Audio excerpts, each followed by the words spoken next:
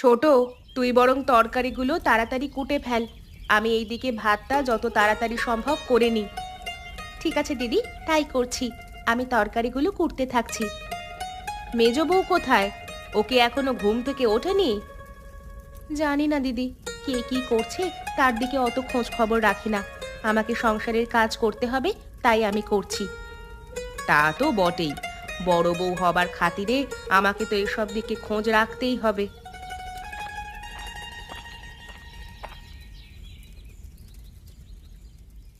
অত সব দিকে চোখ কান দেওয়ার কোনো প্রয়োজন নেই দিদি। কে কি করছে না করছে সেটা তো তার নিজস্ব ব্যাপার। তাতে তোমাদের অত মাথা ব্যথা কিসের? আমার তো কোনো মাথা ব্যথা নেই মেজো। আমি আবার কি করলাম? কেন? তুমি যে এইমাত্র জিজ্ঞেস করলে মেজো বউ উঠেছে নাকি ঘুমাচ্ছে, সেই কথা জিজ্ঞাসা করবার অধিকার তোমাকে কে দিল? তুই তার মানে বাইরে দাঁড়িয়ে আমাদের কথা শুনছিলিস, তবুও রান্নাঘরে আসিসনি? গরমের মধ্যে এখানে এসে কি করব? এই তিন পরিবারের একটাই তো চুলা, সেখানে দুজন মিলে রান্না করলেই অনেক। আমার আবার কিসের প্রয়োজন? তুই এ কি বলছিস মেজো? আমাদের আবার তিন পরিবার কোথায়? আমাদের তো একটাই পরিবার, আর তার একটাই চুলা। এই তো পরিবার, যত সব। এই পরিবার বেশি দিন আর এক পরিবার থাকবে না, এই আমি বলে দিলাম।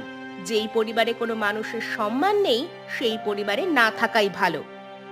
তোমাকে আবার কি সম্মান দেওয়া হয় না এখানে দিদি? তুমি তো ঘরের কোনো কাজটাই করো না, সব তো আমরা দুজন মিলে করি। কি? এত বড় কথা? আমি ঘরের কোনো কাজ করি না? বেশ, তাহলে তো এক পরিবারে থাকবার কোনো মানেই হয় না। আমি আজই এই পরিবারকে আলাদা করবার ব্যবস্থা করব। শুধু শুধু ঝামেলা বাড়াচ্ছিস মেজো। তোর এখানে আসার তো কোনো দরকার ছিল না। শুধু শুধু এখানে এলি কেন? আগে তো কোনোদিন এই চুলায় ঢুকিসনি তুই। আসবার তো দরকার থাকবেই না। আমি না এলে কি সুন্দর আমাকে নিয়ে চর্চা হয়। আমি এলাম বলে সেই চর্চা বন্ধ হয়ে গেল তো, তাই জন্যই রাগ হবে তো। আজকে আসুকো, তারপর আমি দেখাবো মজা।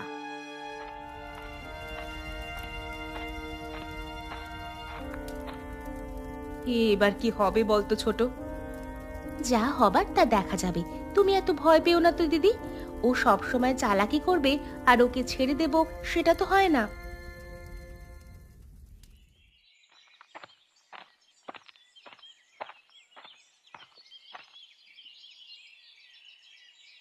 কি খবর ছোট? কি ব্যাপার? দোকানপাট কেমন চলছে?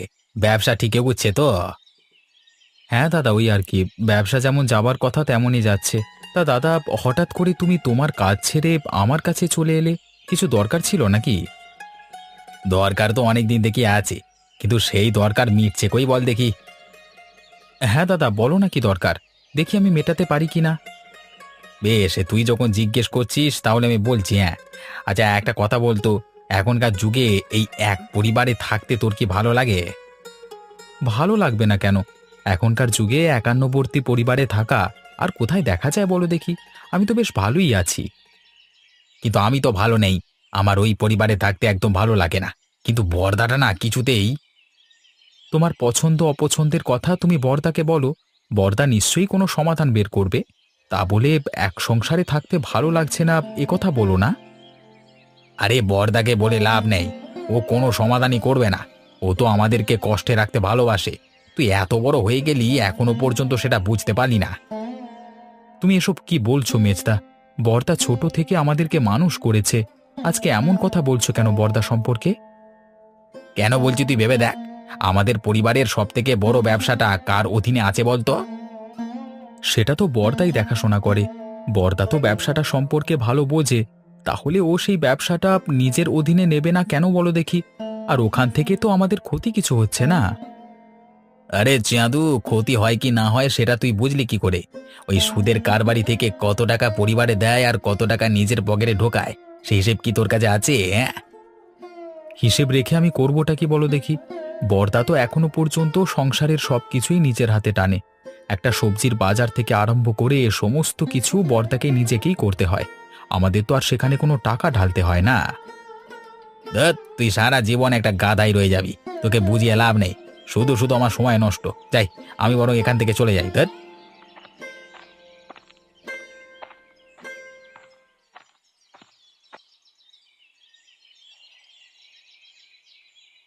হয়েছে বাবু বলুন তো আপনার?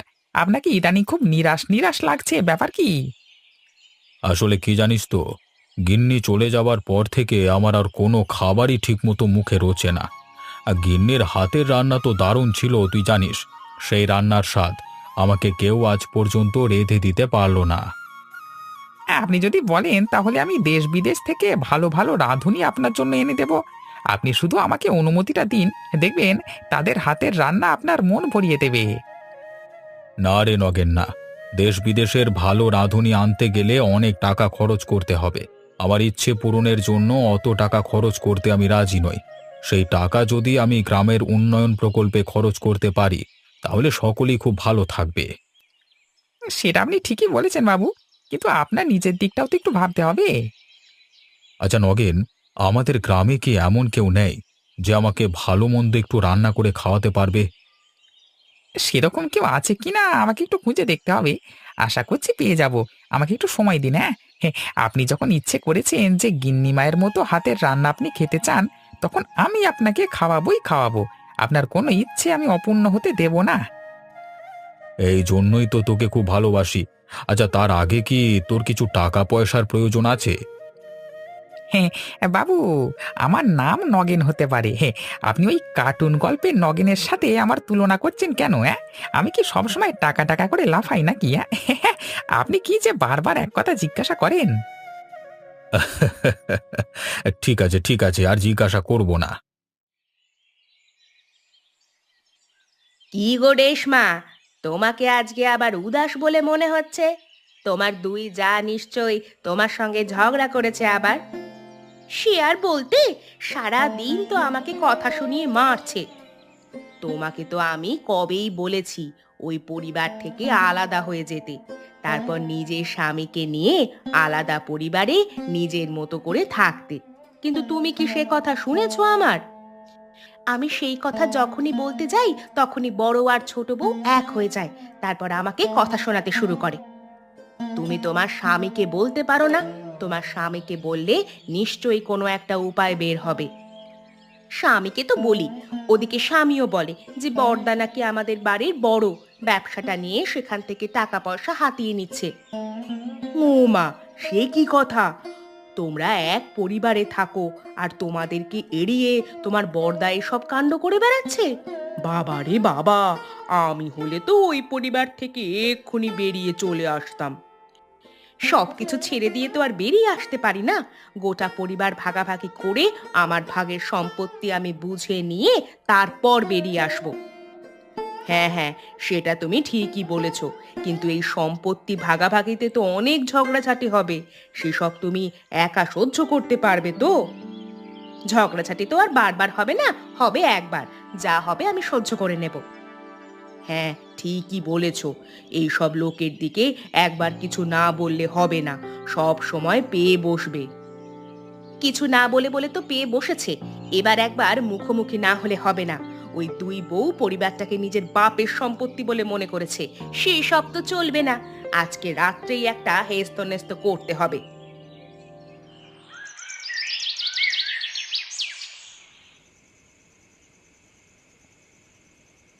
কি হলো গিন্নি, তোমার মন খারাপ মনে হচ্ছে? ব্যাপার কি? ব্যাপার আর তোমাকে কি বলি, আমাদের তিন বউয়ের এক পরিবারে থাকা সম্ভব নয়। এক পরিবার থেকে এক চুলায় রান্না করে আমাদের প্রত্যেক দিনই নিজেদের মধ্যে অশান্তি লেগে থাকে। আরে কি হয়েছে আমাকে খুলে বলো। কি নিয়ে অশান্তি লেগে থাকে? এই ঘরের সমস্ত কাজ আমরা দুই বউ মিলেই করি, আমি আর ছোট বউ। মেজ বউ একটা কাজও করে না, উপরন্তু আমাদের কাজের খুঁত ধরে।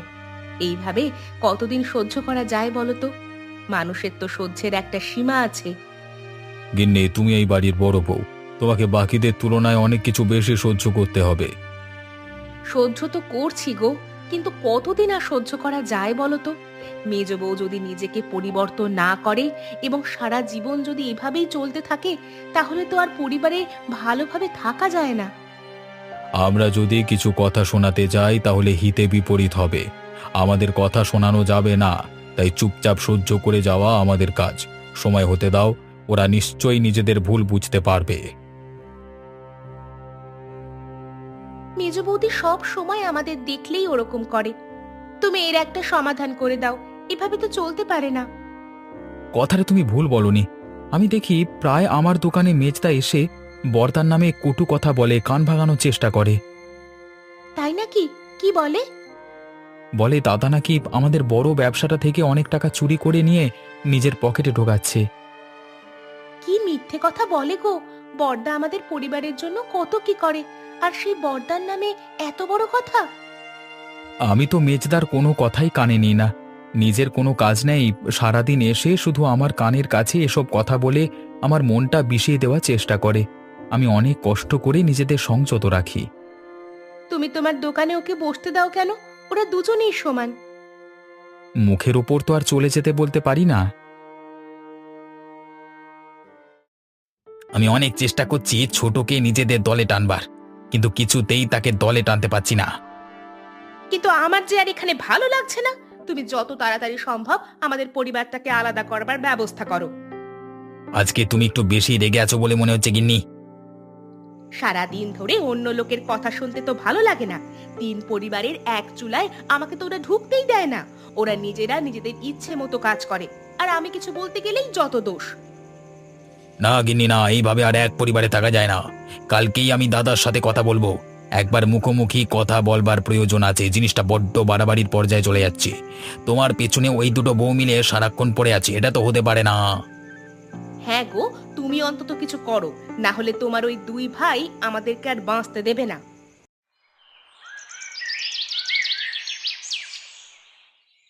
কি নগেন, তুমি যে বলেছিলে আমাকে কয়েকদিন সময় নিয়ে আমার জন্য এই গ্রাম থেকে ভালো রাঁধুনি খুঁজে আনবে, তার কি হলো? হ্যাঁ বাবু, সে কথা আমার মনে আছে। আর আমি আপনার জন্য মনে হচ্ছে একজন ভালো রাঁধুনি খুঁজে পেয়েছি।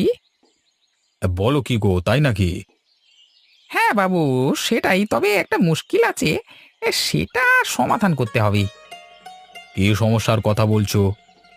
আমি যে পরিবারের কথা বলছি না, তা সেই পরিবারের তিনজন বউ। শুনেছি নাকি মেজ বউয়ের মন ভালো নয়, তা বড় বউয়ের হাতের রান্না ভালো, ছোট বউ জোগাড় দেয়, বুঝলে না? তাতে আমার কি, আমি ভালো রান্না খেতে পারলি হলো। আপনাকে ভালো রান্না খেতে হলে এদের মধ্যে প্রতিযোগিতা বাঁধাতে হবে। না ভাই নগেন, আমি তোমাকে আগেই বলেছি, আমার কোনো ইচ্ছে পূরণের জন্য আমি কাউকে কোনো দিন ব্যবহার করব না। আমি এখনো সেই সিদ্ধান্তে অটল আছি।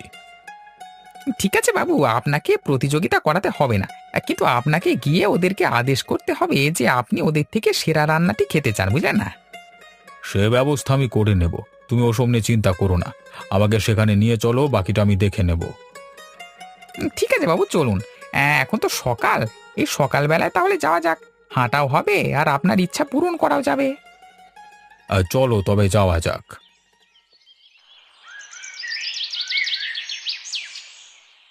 দাদা, তোমাকে আমি একটা কথা বলতে চাই। হ্যাঁ বল না, কি বলবি? আমার আর আমার স্ত্রীর এই সংসারে থাকতে ভালো লাগছে না। আমরা এখান থেকে চলে যেতে চাই।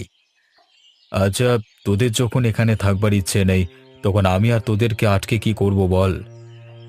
আমি সেই কথা বলিনি। আমি তো এখান থেকে যাব বটেই, কিন্তু তার আগে এই পরিবার ভাগ করে আমি সমস্ত সম্পত্তি নিয়ে যাব। তার মানে এই পরিবার ভাগ করবি মানে? মানে আবার কি? যে পরিবারে আমার স্ত্রীর কোনো সম্মান নেই, সেই পরিবার একসাথে থেকে কোনো লাভ নেই। তুই এ সংসারে থাকতে চাস না, সেটা তোর ব্যাপার। তুই আমাদেরকে বলছিস কেন? তোর না পোষায় তুই থাকিস না। আমরা দুজনে তো এই সংসারে খুবই ভালো আছি। সে তো থাকবে বটেই, তোমার গিন্নির পেছনে লাগলে না, তখন তুমি বুঝবে।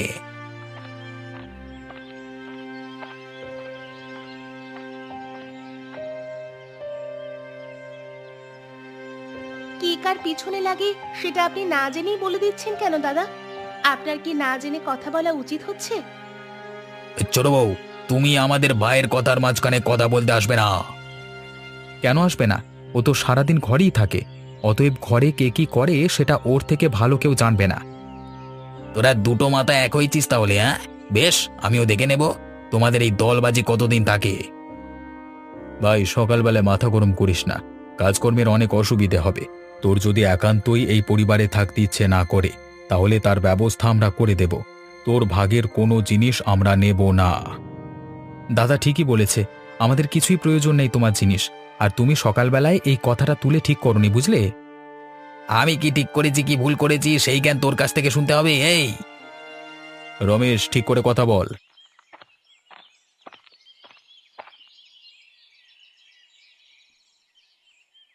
কি ব্যাপার কি? তোমাদের তিন ভাই সকালবেলা এরকম চিৎকার চেঁচামেচি করছো কেন? আরে বাবু, আপনি আপনি আমাদের বাড়িতে এসেছেন, কি সৌভাগ্য আমাদের। আসতে বাধ্য হলাম। আপনি না এলেও আমি আপনার কাছে যেতাম বাবু। কেন, কি দরকার? আমার আর এই পরিবারে থাকতে ভালো লাগছে না। আমি সেই কারণে এই পরিবার আলাদা করতে চাই, তাই আপনার সাহায্য চাই। ঠিক আছে, ওসব কথা পরে হবে। তুমি এখন সামনে থেকে সরো। তোমাদের তিন গিন্নিকে আমার সামনে ডাকো।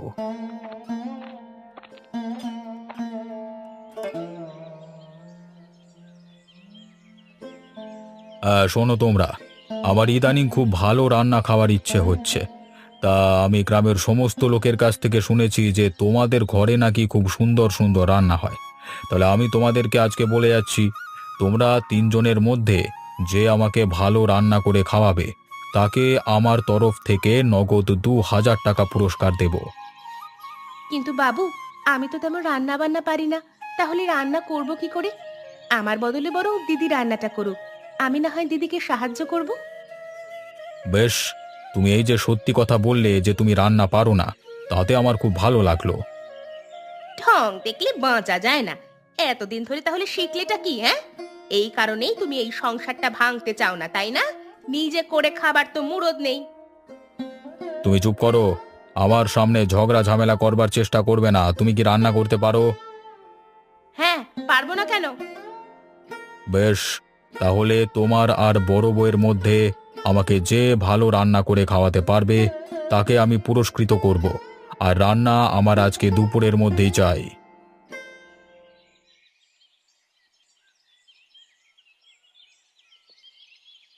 আজকে আমি আগে রান্না করব।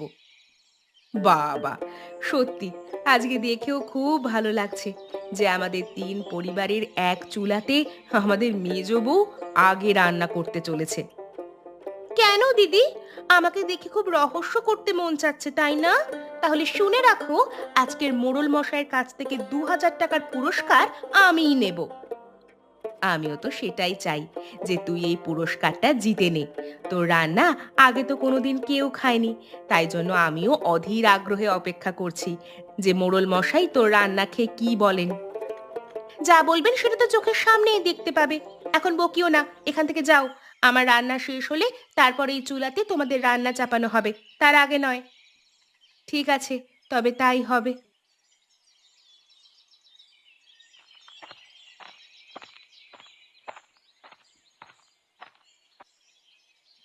আহা, তোমাদের তৈরি রান্না থেকে খুব সুন্দর ঘ্রাণ বের হচ্ছে। আশা করছি আমার গিন্নির মতো রান্না তোমাদের দুজনের মধ্যে নিশ্চয়ই একজন কেউ করতে পেরেছে। এইবার তোমরা একে একে খাবারগুলো বাবুর সামনে রাখো। বাবু খেয়ে বলবেন কার রান্না কেমন হয়েছে।